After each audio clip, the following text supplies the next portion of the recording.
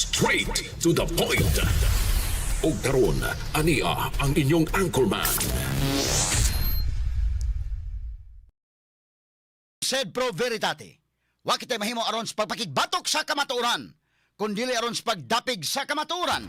Straight to the point. Luzon, Visayas ug Mindanao, Pilipinas ug sa katawhan kutob sa mabot sa tong Sibya sa tibuok kalibutan via internet. Maayong buntag ug kumusta live gikan sa Queen City of the South, Cebu City, Philippines. Welcome nining atong tulumanon ug inyong tulumanon. Straight to the point. Kini po niyo sa kalagad sa kahanginan sa kasamang Rufil Fernandez Banyok. Mao'y pa rin makiguban kaninyo nining laing adlaw sa atong pagpakigbisog.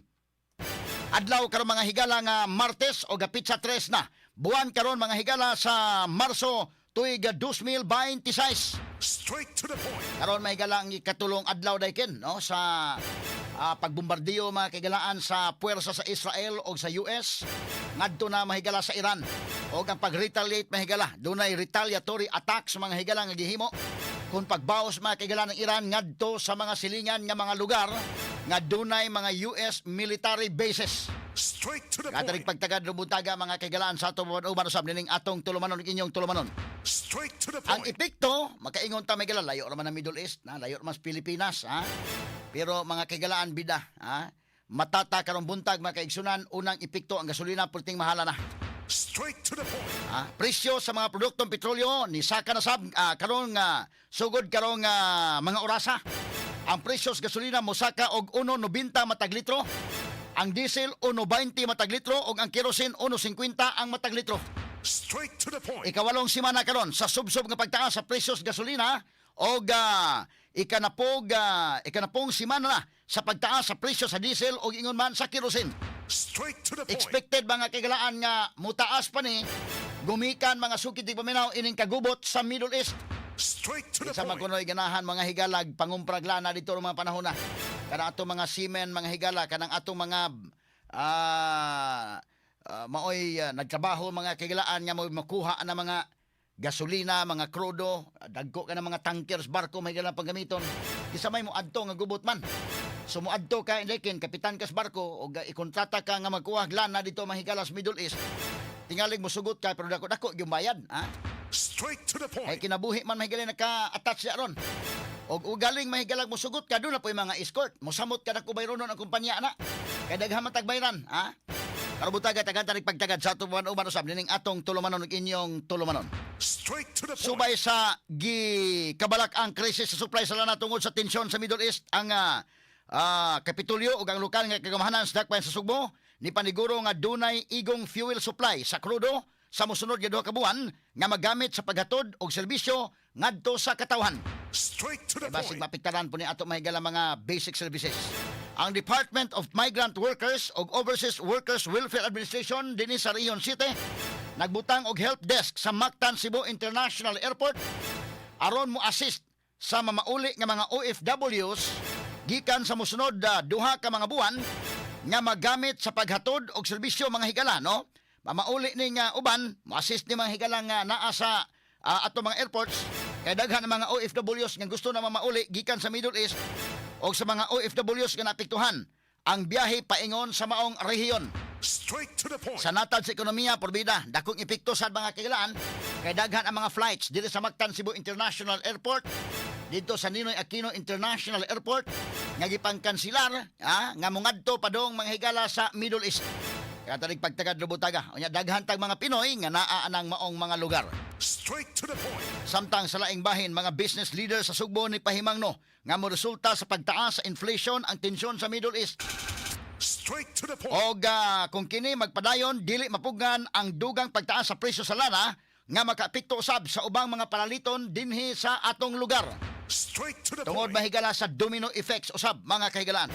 Katanig pagtagad lubutaga mga kaigsunan sa atong pabanuban nining atong tulumanon inyong tulumanon. Straight to the Kay point. once lana na mahigala mo ay mutaas, automatic nga matakdan ning uban. Matakdan doon na domino effects mga sukit tig paminaw. Samtang sa dugang mga balita sa abroad, unom na. Diri sa may Kuwait ay tulog yun ka mga F-115 nga mga fighter jets. Ang sa US fighter jets mga higala ang nangatagak mga sukit tig paminaw human gitirahan Sus, friendly fire man di ay mga sukit tigpaminaw. Doon na gihapoy sipyat gud ay. Straight to the point. Kining friendly fire mahigala, di gid malikayan bisa pag ganang mga high-tech na bat ang nakaigo nila mga sukit tigpaminaw. Kining maong mga fighter jets, mga high-tech laban nga mga fighter jets sa Amerika didto sa kawanangan mahigala sa Kuwait. Ang Kuwaiti mga higala nga armed forces, wa sa magtuo nga American armed forces to. American jet to mga higala mo hinungdan nga ilang gitirahan tulo ka buok ang nangatagak. Straight to the point. May gani mga higala kay ilang nga mga piloto abdik ay naka-eject o nakakuha dayon sa parachute mga higala. Pag-eject automatic dayon ang parachute mga higala ni eject og naluwas kining tulo ka mga piloto. Straight to the point. Ita no mga kaigsunan may gani kay pagkatagak sa nila kay friendly fire man naaraman mahigala sa jurisdiction sa Kuwait pagkatagak dito sa ubos ay igo na pa sa luwason. Ang problema mo na kin og tagak ka ngadto ka katagak sa Iran adi gyud ka maluwas ito. Ni katagak sa usa ka piloto tiwasan kay ni kabot sa ubos. Straight to the point. Ataring pagtagad rubutaga sa atong pamanuban usab ning atong tulumanon ug inyong tulumanon. Straight to the point. Samtang sa kauluhan bisan nagkagubot na mahigala sa Middle East. Porbida, grabe na kayo ang problema na to mga higala dito sa Middle East. More than 2 million Filipinos ang naa na narbaho diha. Number 2, ang presyo sa lana musaka mga kaigalaan. Unya number 3, mamauli ning uban nga mga ato mga kaigsunan nga naa dito dakong problema sa ekonomiya mga sukid dig paminaw. Daghan nga dagko nga mga problema ang giatubang. Dili lang mga higala ini mga nasod nga didto nga involved mga higala directly, but kita bisag layo nila apektado ta pila ka pamilya ang nagsalig sa ato mga OFWs nga naa manarbaho diha sa tunga-tungang sidlakan. Straight to the point. Pero ang gikabisihan sa gobyerno may gala impeachment ni Sara. Ato lang ni agi katawa mga sukit dig paminaw gihapon ha. Sa kauluhan duha ka mga impeachment complaints batok ni Vice Presidente Sara Duterte gideklarar nga sufficient informed. Straight to the point. Iwasunon lang ni mahigalag sufficient in substance ba tuloy-tuloy ng impeachment ani kung unsa magaling. Kaya tanig pagtagad doon tanawon taon sa ibuto mahigala sa mga congressmen sa House Committee on Justice may labot mahigala sa sufficiency in substance. Straight to the point. Samtang Senate President Pro Tempore Panfilo Ping Lacson nagtuo nga mahimong sirkos matud pa ang investigasyon sa Senado kung imbitahon ang 18 ka mga Marines nga niangkon nga nahimong bagman o tig-deliver o dimalitang mga kwarta ngadto sa pipila ka mga opisyal sa gobyerno. Straight to the So point. why planos Lacson nga iyang imbitaron ndekin kining mao mga Marines. Why planos Lacson katong usa ka Marines mga higala nga membro sa Philippine Marines nga kadto si Orly Gutisa pag adto mga kaigalaan na imbitar to kay ang chairman adto sa House Committee sa Senate Committee on Blue Ribbon. Mao pa man sa Marcolita mo to nagkasulti to sa Orly Gutisa. Pagpuling Lacson wa na ug matud pa mga kaigalaan toy ayo kay ang notaryo dunay diferensya.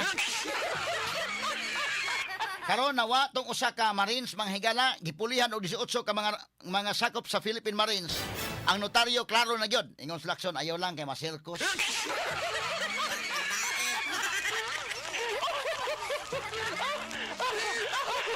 Taon sa naman yung kalakiharon ha. Karabutaga taga-tanig pagtagad sa atong pamanuban ining atong tulumanon ug inyong tulumanon. Straight to the Samtang Ombudsman Jesus Crispin Limulya ni angkon nga gikatagbo ang pipila ka mga staff sa International Criminal Court. Apan ni klaro nga nahitabo kini humana na aresto og napadana sa dahig si kanhi Presidente Rodrigo Duterte. point. Straight to the Kini point. guban pang mga eskwelanan niya mabati exclusive over DYHP RMN Cebu 612 sa dial sa inyong mga radyo sa 93.9 IFM. Sa serbisyo